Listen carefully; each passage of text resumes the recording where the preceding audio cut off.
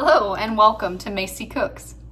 Today I'm going to teach you how to make a recipe that honestly I'm pretty proud of, not even gonna lie.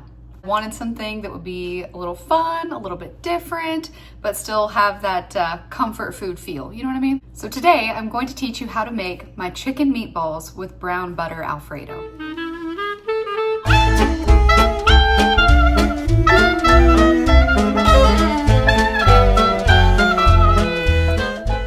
Meatballs are delicious and they are super versatile.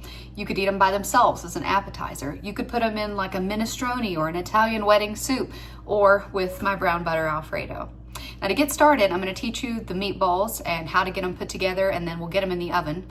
And while they're baking, I'll teach you how to make the brown butter Alfredo. If that sounds good to you, let's get cooking. Okay, first things first, I want you to preheat your oven to 350 and get a baking sheet, one like this. And then make sure to add some parchment paper to it. I've done it before without parchment paper when I was out. It was fine. The bottoms just got a little bit crispy, which is fine. No one's ever complained about a crispy bottom. We're gonna start with the ground chicken. You're gonna add 1 pound of ground chicken to a bowl. Then I want you to add half a cup, 1/4 Asiago and 1/4 Parmesan cheese grated. If you've never used Asiago, be prepared, okay? She's a little stinky, but we like her anyway. Next up, to the chicken and cheese. It's a good combo, chicken and cheese. You're gonna add half a cup of ground bread crumbs. These are the garlic and herb ones. I've also used panko before, that was fine. You can use the unseasoned kind too, just whatever you have. Oh, and also if you have fresh bread at home and you're looking for a use for it, you could crumble it up and let it dry out for a couple hours and use that here, and it is exceptional. After the breadcrumbs, make sure to add 3 tablespoons of whole milk. And while we are talking about wet, let's go with 1 egg.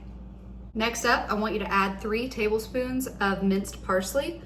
You do want to pay attention to the size of the parsley. You don't want it to be too chunky because it'll fall out of the meatball when you're trying to get them all like wrapped up. And also nobody wants like a huge bite of parsley, so just make sure to mince it well. Also, you're gonna add 2 garlic cloves minced as well. Lastly, to this mix, we want to add a good helping of salt. I'd say just like 2 heavy pinches, or if you're using like a grinder, just like a couple good grinds. Then we're going to also add a few grounds of pepper as well.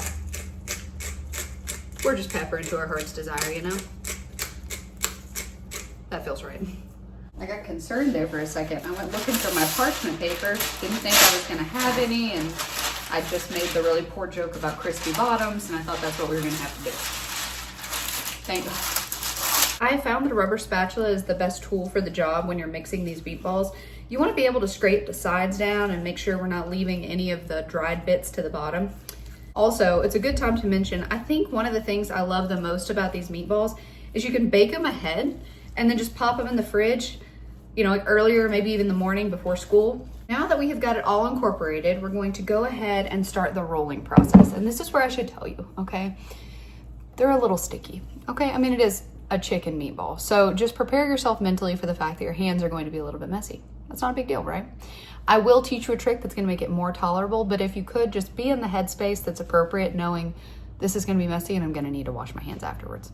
That being said, in the headspace of accepting, you know, just accepting the wabi-sabi of it all, get your hands damp. I find that to be the best way to do it. It won't stick as badly. Also, if you get too gunked up, you can always stop what you're doing and wash your hands because the water's already running. I felt guilty. I turned the water off. It seemed wasteful. Don't do that. But do get your hands wet before. This is the size you're going for. It's kind of like a small golf ball. So we're just taking pinches, you know, they don't have to be perfect, but we are going for at least consistent, you know, because you want them to all bake evenly. It's heinous, I know.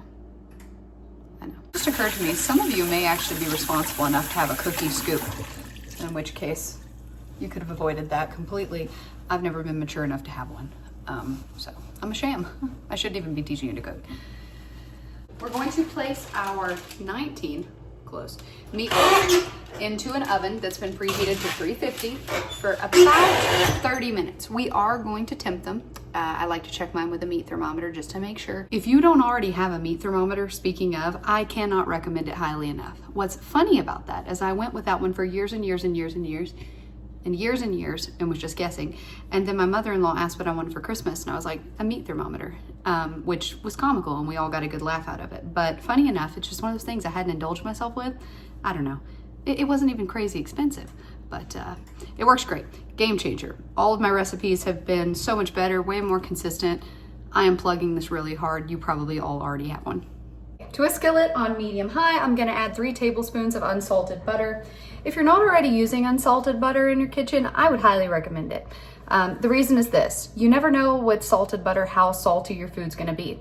And I like to season to taste. So if I were you, I would say unsalted butter, and that way you're always in control of the salt level. Because this is gonna be a brown butter Alfredo, we're gonna let this butter cook a little bit longer than we would otherwise when making just a traditional Alfredo.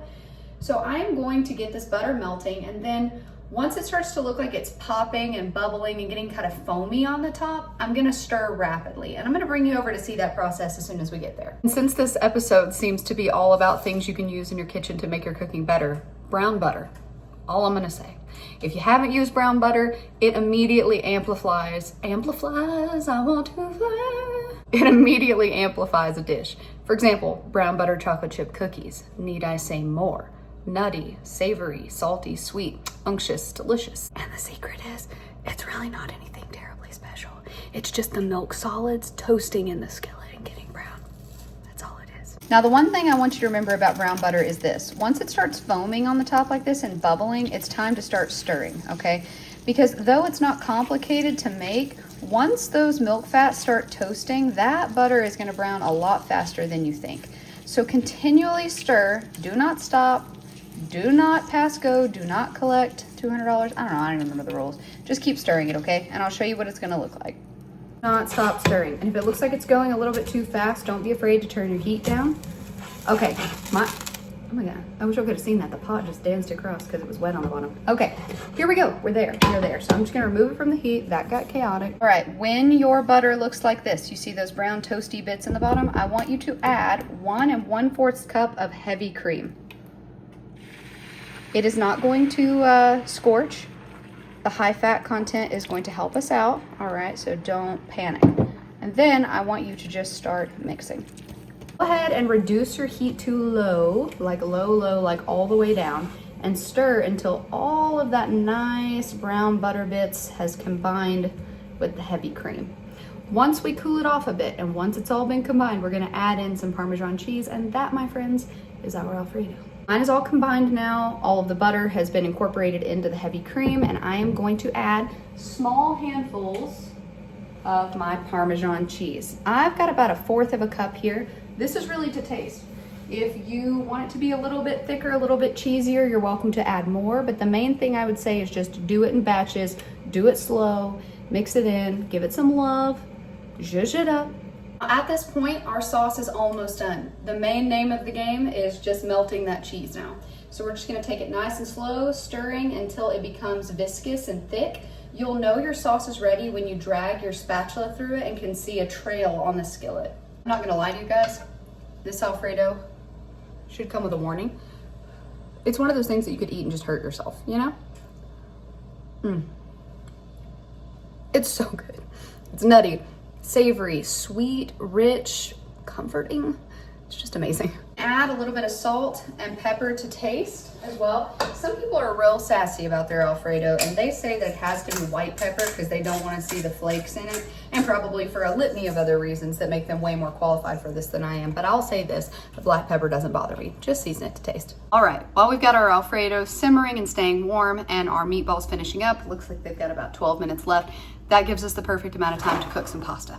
Now, I'm going to be using penne. I just really enjoy the texture, and I also like the little tube and how it just like holds the Alfredo inside. Really good. But you can't go wrong. Most pastas would be great with it. Rigatoni, one of those little bow ties would be great with it. Even orchetti, I think, would be great with it. We're about 5 minutes out from that 30-minute timer.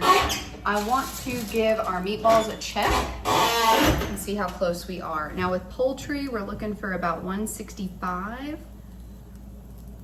And we are actually there. Let's check all of them.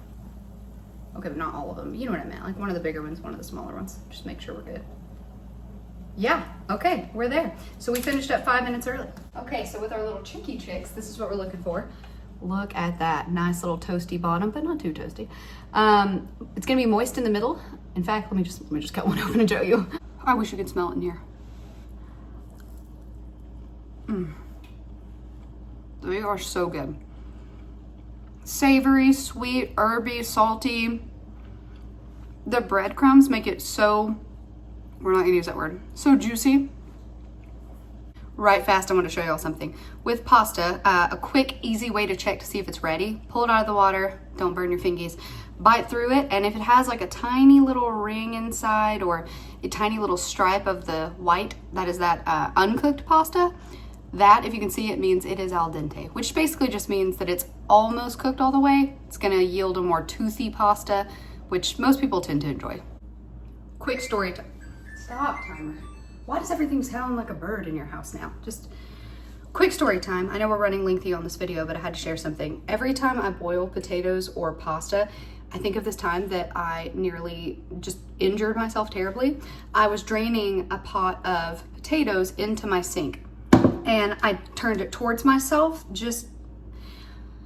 It made sense at the time. I was in a hurry and I was trying to like pour it into the edge of the sink so that the water wouldn't lap over, but it was heavier than I anticipated and all of the boiling water just lapped up onto my belly, and I was wearing yoga pants. And so it just adhered to my stomach. And for like 2 weeks, I had like this really dark burn mark just across my lower stomach here. It was traumatic. So use a strainer. Don't do that. I'm gonna plate mine up in the bowl. Now, something you can absolutely do is just toss the pasta into the Alfredo sauce, which honestly is a pretty neat technique. If there's any residual pasta water on the noodles, when you put it into the Alfredo, it acts like an added binder. And it makes it to where it'll kind of like thin out the Alfredo slightly, but make sure that it sticks to the pasta well. Just a tip. I know, Archer, it smells good. Okay, I'm going to add about 3 meatballs to start with, but it just depends on how hungry your crowd is.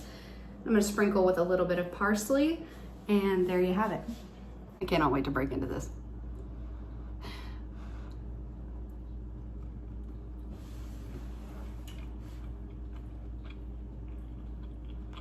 I am so proud of this recipe.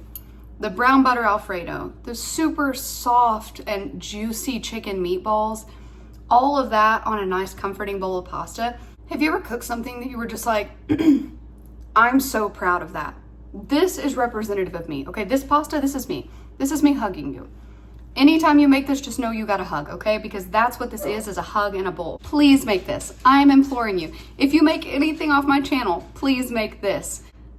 I don't know what else to say, guys, other than I love this pasta. It's one of my favorites. I think it'll be one of yours. If you cook it and give it a try, please let me know what you think. Thank you so much for cooking with me today. Get baking, y'all.